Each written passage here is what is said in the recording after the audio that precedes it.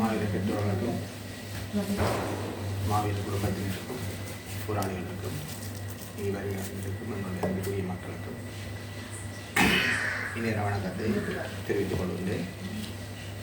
எங்களுடைய அமைப்பினுடைய பெயர் வந்து மாவீரர் போராளிகள் குடும்ப காப்பா. இந்த அமைப்பானது கடந்த சில ஆண்டுகளாக வடகிழக்கு பிரதேசங்களில் பல்வேறுபட்ட சமூக பணிகளை, குறிப்பாக எங்களுடைய மக்களின் பொருளாதார உயர்ச்சிக்கான பல்வேறு செயல்திட்டங்களை முடிந்தவரையும் பாரபட்சமின்றி நேர்மையாகவும் உண்மையாகவும் செயல்படுத்தி வருகின்றோம். இந்த அமைப்பை பற்றி உங்களை சொல்லணும் என்று சொன்னால், 1990ஆம் ஆண்டு தமிழ் விடுதலை புலிகள் அமைப்பாக உருவாக்கப்பட்ட இந்த அமைப்புத்தான் மாவீரர் போராளி குடும்ப காப்பா. 2009ஆம் ஆண்டுக்கு பிறகு இந்த அமைப்பு எங்களுடைய மகனிப்புக்கு பிறகு அது செயற்பாடிருந்தது. நாங்கள் கடந்த 15 வருட காலமாக 16 வருட காலங்களாக எங்களுடைய இந்த பணியை ஆற்றி வருகின்றோம். இந்த பெயரை நாங்கள் தாங்கி நின்று வேலை செய்ய வேண்டும் என்பது எங்களுக்கு ஒரு விருப்பத்துக்குரிய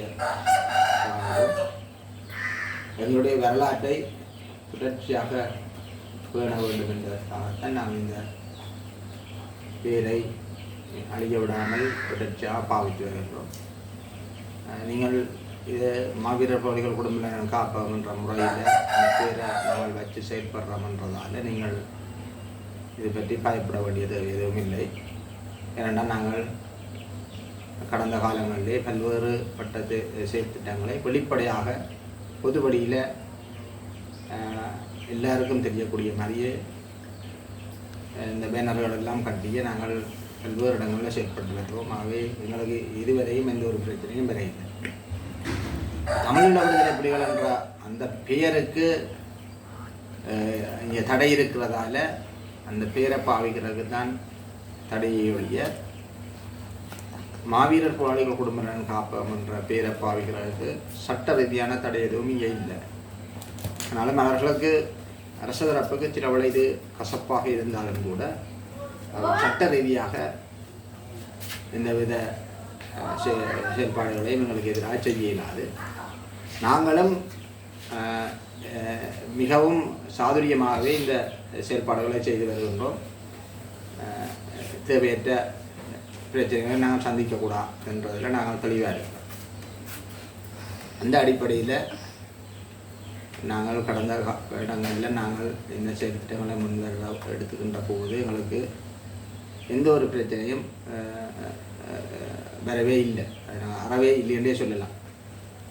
அந்த அடிப்படையில் நீங்கள் ஏன் நான் இதை உங்களுக்கு சொல்கிறேன்னா, இதை நீங்கள் இது ஒரு பயத்துக்குரிய சொல்லாக நீங்கள் பார்க்க தேவையில்லை. மாவீரர் போராளிகள் குடும்ப காப்பகம்ன்றது ஒரு சாதாரண எல்லா நிறுவனங்களைப் போலையுமே இதுவும் ஒரு அமைப்பு. இதுவும் ஏனைய நிறுவனங்கள் செய்கின்ற எல்லா பணிகளையும் நாங்கள் செய்து வருகிறோம். விசேடமாக இதன் பேர் என்னென்று சொன்னால், இந்த மாவீரர் போராளிகள் குடும்ப அந்த பேரை தாங்கிறது தான் இதுக்கு விசேடமாக இருக்க ஒழிய மற்றபடி சாதாரண ஒரு அமைப்புக்குள்ளே எல்லா வரைகதைகளும் எல்லா தேவைகளும் எல்லா உரிமையும் எங்களுக்கும் இருக்கு. ஆகவே எங்களுடைய இவ்வாறான தரிசிப்புகளின் நோக்கம், உங்களை வந்து சந்திப்பதற்கான நோக்கம், உங்களோடு முதல் ஒரு அந்நியோன்னிய உறவு எங்களுக்கு ஏற்பட வேண்டும். ஏனென்றால் நாங்கள் பரந்துபட்டு வடகிழக்கு பிரதேசங்களில் உள்ள 8 மாவட்டங்களையும் எங்களுடைய வேலை திட்டங்களை நாங்கள் செயல்படுத்தி வருகின்றோம். அதற்காக நாங்கள் ஒரு பெரிய பொருளாதார பலம் படைத்த ஒரு நிறுவனம் என்று சொல்வதற்கு இல்லை. சாதாரண ஒரு மட்டுப்படுத்தப்பட்ட பொருளாதாரத்தோடு தான் நாங்கள் வேலை செய்து கொண்டிருக்கிறோம். ஆனாலும் நாங்கள் இந்த மக்களின் தேவையை உள்ளவர்களை தேவை உள்ளவர்களை சரியாக இனங்கண்டு அந்த உதவிகளை நாங்கள் ஆற்றி வருகின்றோம். இதில் முக்கியமான விஷயம் என்னென்னு சொன்னால், இப்போ 100 பேர் உதவி என்று சொன்னால் 100 பேர், ஆனால் அதுக்குள்ள 100 பேருக்கும் மேலே அந்த உதவி தேவை என்ற அந்த இதுக்கு நாங்கள் வரையறுக்க முடியாது. சரியாக நாங்கள் ஆய்வு செய்து பார்த்தால் ஒரு 2 பேர் 3 பேருக்கு தான் அந்த தேவை இருக்குது. அந்த 2-3 பேரை நாங்கள் சரியான முறையில் கண்டு அந்த உதவிகளை வழங்குறது தான் எங்களோட நோக்கம்.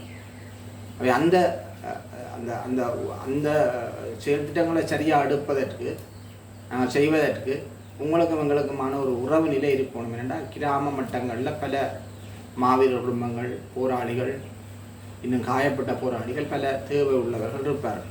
அவர்கள் வசதியாகவும் இருப்பார்கள். மாவீரர் குடும்பம் எல்லாம் நல்ல போராளி குடும்பம் எல்லாம் கஷ்டப்படுவது இல்லை, ஆனால் கஷ்டப்படுறவர்களும் இருப்பார்கள். அதே மாதிரி எங்களோட மக்களுக்குள்ளேயும் பலர் வசதியாகவும் வாழ்கிறார்கள், சிலர் கஷ்டப்பட்டும் இருக்கிறார்கள். அந்த கஷ்டத்துக்குள்ளேயும் சரியான இனங்காணலை தெரிவு செய்து நாங்கள் சரியானவர்களுக்கு அந்த உதவியை கொண்ட சேர்க்கணுமன்றதான் எங்களோட நோக்கம். அந்த நோக்கத்தை நாங்கள் முடிஞ்ச வரையும் வெற்றிகரமாக செயல்படுத்தி வர்றோம்னு சொன்னால் இவ்வாறான சந்திப்புகளை நாங்கள் தொடர்ச்சியாக செய்து வர்றதால. ஏன்னா அந்த கிராம மட்டத்தில் எவ்வாறான தேவை உள்ளவர்கள் இருக்கிறார் என்பது உங்களுக்குமான உறவு நிலை வலுக்கின்ற போது தான் அது சரியாக இனங்காணப்படலாம். இல்லைன்னு சொன்னால் நாங்கள் எங்கேயும் இருப்போம், இந்த தேவை உள்ளவர்கள் தொடர்ச்சியாக தேவையோடு அந்தரித்து கொண்டிருப்பார். அவை அந்த சரியானவர்களை இனங்காணதற்கு இந்த இவ்வாறான கிராம மட்ட சந்திப்புகள் மிகவும் பிரயோசனமானதாக இருக்கும் என நாங்கள் கருதுகிறோம். அதனால்தான் இவ்வாறான சந்திப்புகளை தொடர்ச்சியாக செய்து வருகின்றோம். எனவே அந்த சரியான தேவை உள்ளவர்களை இனங்கண்டு கொள்வது எங்களுடைய முதலாவது நோக்கம். இப்போது குறைஞ்சபட்சம் எங்களால் செய்யக்கூடிய உதவி ஒரு அந்தர அவசரத்துக்கு உதவியை பெற்றுக்கொள்வது. சாதாரணமான ஒரு வாழ்க்கையில் இருந்து திடீரென ஒரு மருத்துவ பிரச்சனைக்கு ஒரு போராளியோ அல்ல மாவீரட்ட பெற்றோரோ உள்ளாக்கப்படுகிறோம்னு சொன்னால் அந்த நேரத்தில் அவைக்கு ஒரு உதவியை நாங்கள் கொடுக்கணும் என்று சொன்னால் அந்த நேரத்தில் நாங்கள் ஒரு செய்கிற உதவி அவைக்கு மிகவும் பிரயோசனமாக இருக்கு. அவை அவ்வாறான தேவைக்கு கூட எங்களுக்கும் உங்களுக்குமான உறவு நிலை கட்டாயமாக இருந்தால்தான் அந்த நேரத்தில் அந்த தேவையையும் தேவை உள்ளவர்கள் இந்த அந்த தொடர்பையும் நாங்கள் உங்களுக்கும் எங்களுக்குமான தொடர்பு இருந்தால்தான் அதை சாத்தியப்படுத்தி கொள்ளலாம். இல்லை என்று சொன்னால் அந்த நேரத்தில் அவைகள் மிகவும் அந்தரிச்சு கொண்டு நிற்பிடும். இப்போ நீங்கள் கேட்டோடனே தர்றதுக்கும் எங்கள்கிட்ட உடனே இருக்குதுன்றது இல்லை. ஆனால் தேவை இருந்தால் அந்த தேவையை சரியான முறையில் நாங்கள் இனங்கண்டோம் என்று சொன்னால் அவர்களுக்கு ஏதோ ஒரு வகையில் நாங்கள் ஒரு எங்களால் முடிந்தளவான உதவியை நிச்சயமாக செய்வோம். அது இந்த காலங்களில் நாங்கள் பலதை நாங்கள் அப்படி செய்திருக்கிறோம். நாங்கள் கிட்டத்தட்ட ஒரு 200 வரையிலான பெண் தலைமைத்துவ குடும்பங்கள், போராளிகள் மற்றும் பொருளாதாரத்தால் பாதிக்கப்பட்ட எங்களுடைய மக்களின் பிள்ளைகளுக்கு வடகிழக்கு ரீதியாக ஒரு 200 பிள்ளைகளுக்கு நாங்கள் மாதம் ஒரு 4000 ரூபா கல்வி உதவி அவை இந்த கணக்கிலக்கங்களுக்கு வைப்பு செய்கின்றோம். இதை விட ஒரு குறிப்பிட்ட மாவீரர் பெற்றோர்களுக்கு மாதம் உதவி செய்கின்றோம். அது சரியான வரையறைகள் கூடாகத்தான் நாங்கள் உதவி என்று சொன்னால் பலரும் அதை கோரிக்கையை முன்வைப்பார்கள். ஆனால் அந்த தொகையை செய்கிற அளவுக்கு எங்கள்கிட்ட அவர்களோட தேவையை நிறைவேற்றி செய்கிற அளவுக்கு எங்கள்கிட்ட உதவி இல்லை, மட்டுப்படுத்தப்பட்ட உதவி தான். ஆனால் அதுக்குள்ள சரியானவர்களை நாங்கள் கண்டு மட்டுப்படுத்தப்பட்ட ஒரு உதவியை நாங்கள் கொண்டு போகிறதால மிக பிரயோசனமானவர்களை தெரிவு செய்து நாங்கள் கொண்டு போகிறோம். இந்த முல்லைத்தீவு மாவட்டத்துக்குள்ளேயும் பல பயனாளிகள், மாவட்ட பெற்றோர்கள், போராளிகள் மற்றும் இந்த மாணவர்கள் என்ற அடிப்படையில் பலர் உதவி மாதம் பெற்றுக் கொண்டிருக்கிறார்கள். மற்றபடி வாழ்வாதாரங்கள், ஏனைய சிறு சிறு கட்டுமானங்கள், மெலசலகூடம், குழாய் கிணறு போன்ற அந்த விடயங்கள், மருத்துவ உதவிகள் என்று பல்வேறுபட்ட உதவி திட்டங்களை நாங்கள் சரியாக இனங்கண்டு பிரயோசனமான முறையில் அதை செயல்படுத்தி வருகிறோம். அதை எங்களுடைய ஒரு முதலாவது விஷயமாக நாங்கள் செய்து வர்றோம். ஒரு அமைப்பென்ற முறையில் எங்களுடைய மக்களின் வாழ்க்கைக்கு பொருளாதார ஒரு மேம்பாட்டுக்காக முடிந்தவரை எங்களால் முடிந்த உதவியை செய்வது எங்களுடைய ஒரு நோக்கம். இரண்டாவது, எங்களுடைய இந்த மக்களுடைய எதிர்கால சந்ததிகளுக்கு சரியான ஆளுமை உள்ள தலைவர்களை உருவாக்குவதற்கான சந்தர்ப்பத்தை உருவாக்கி கொடுப்பதும் எங்களுடைய இரண்டாவது கடமை. தனியாக பொருளாதார உதவியை மட்டும், அவர்களோட மேம்பாட்டுக்காக மட்டும் உதவியை செய்து போட்டு போகிறதெல்லாம் ஒரு நோக்கமாக இருக்க முடியாது. அதை அந்த மக்களின் நீண்ட கால வாழ்வியல், வாழ்வாதார மற்றும் அரசியல் உரிமை சார்ந்த விஷயங்களுக்கு எதிர்கால சந்ததிக்கு சரியான தலைமைத்துவத்தை வழங்கக்கூடிய ஆளுமை உள்ள இளையவர்களை தலைவர்களாக உருவாக்கிக் கொள்வதற்கான சந்தர்ப்பங்களை அமைத்து கொடுத்தலும், அவர்களை தொடர்ச்சியாக ஒரு பன்முகப்பட்ட ஆளுமையுள்ள அறிவுள்ள சமூகமாக தலைவர்களாக வளர்த்தெடுப்பதற்கான பல்வேறு வெளிநாட்டு உள்நாட்டு விரிவுரையாளர்களை பயன்படுத்தி அவர்களுக்கான அந்த அறிவை எங்களுடைய தமிழ் மக்களுக்கு தலைமைத்துவம் வைக்க வேண்டிய இளையவர்கள் எவ்வாறான பன்முகப்பட்ட ஆளுமையில் வளர்க்கப்பட வேண்டும் என்ற அந்த சிந்தனைக்கு அமைவாக அவர்களுக்கான அந்த களத்தை உருவாக்கி கொடுத்து அவர்களை தொடர்ச்சியாக நல்ல ஒரு ஆளுமைமிக்க தலைவர்களாக, தன்னலமற்ற தலைவர்களாக, பொறுப்புணர்வுள்ள செயல்பாடுகளை செய்வதற்கான ஒரு சந்தர்ப்பத்தை உருவாக்கி அவர்களை வளர்த்தெடுப்பது எங்களுடைய இன்னும் ஒரு நோக்கமாக இருக்கிறது. அதே அந்த விஷயத்தை நாங்கள் சரியாற்றுவதற்கு உங்களுடைய ஒத்துழைப்பு தேவை. அதாவது நான் சொன்ன முதலாவது விஷயத்துக்கும் பொருளிய ரீதியான ஒத்துழைப்புகளை சரியானவர்களுக்கு வழங்குவதற்கும் உங்களுடைய ஒத்துழைப்பு எங்களுக்கு தேவை. இரண்டாவது, பன்முகப்பட்ட ஆளுமையுள்ள எளியவர்களை தலைவர்களாக வளர்த்தெடுப்பதற்கும் உங்களுடைய ஒத்துழைப்பு தேவை. அந்த ரெண்டு விஷயத்தையும் நாங்கள் நடைமுறைப்படுத்தினால் நீண்ட காலப்போக்கில் எங்களுடைய மக்களுடைய பல்வேறுபட்ட பிரச்சனைகளுக்கு தீர்வு கிடைக்கும். ஒன்று, பொருளாதார ரீதியான உதவி. இரண்டாவது, ஆளுமை உள்ள எதிர்கால தலைவர்களை உருவாக்கி தந்தால்தான் எங்களுடைய எதிர்கால சமூகத்தை பொறுப்புணர்வாக இன்றைய சர்வதேச வரையறைகள் நியமங்களுக்கு அமைவாக எங்களுடைய அந்த சந்ததிக்கு வழிகாட்டக்கூடியவர்களாக அவர்கள் வளர்வார்கள். அப்படி வளர்கின்ற போது, பன்முகப்பட்ட ஆளுமையோடு அவர்கள் வளர்கின்ற போது எங்களுடைய சமூகம் ஏறத்தாழ பல்வேறு பிரச்சனைகளுக்கு தீர்வை கண்டுவிடும். இப்போது எங்களுக்குள்ள பிரச்சனை, எங்களுடைய தலைவர்கள் அல்லது பிரதிநிதிகள் அந்த வழியிலே இருந்து ரொம்ப விலகி நிற்கிறார். அவர்களுக்கும் எங்களுடைய சமூகத்தினுடைய எதிர்பார்ப்புக்கும் அல்லது இந்த இடைவெளிக்கும் பாரிய ஒரு தொடர்பற்ற தன்மை காணப்படுகிறது. அவை அந்த தொடர்பற்ற தன்மை தான் நாங்கள் 2009ஆம் ஆண்டுக்கு பிறகு இன்று வரையும் நாங்கள் தொடர்ச்சியாக கஷ்டப்படுறதுக்கான அல்லது எங்களுக்கு ஒரு பிரச்சனைக்கு தீர்வு கிடைக்கவில்லை என்பதற்கான ஒரு இடைவெளி ஒன்று இருக்குது. அவை அந்த இடைவெளியை நிவர்த்தி செய்வதற்கு நாங்கள் 2 வருஷத்தில் 6 மாதத்தில் 1 வருஷத்தில் 2 இல்லை, ஒரு 5 வருஷம் 10 வருஷத்துக்கு 15 வருஷத்துக்கு பிறகு நடக்கிற பிரச்சனைக்கான தீர்வை நாங்கள் காணணுமெண்டா நாங்கள் இப்பயே அந்த விஷயத்தில் கவனம் செலுத்தணும். எங்களுடைய அடுத்த ஜெனரேஷனுக்கு தலைமை தாங்கக்கூடிய சரியானவர்களை நாங்கள் பயிற்றுவிக்கும்.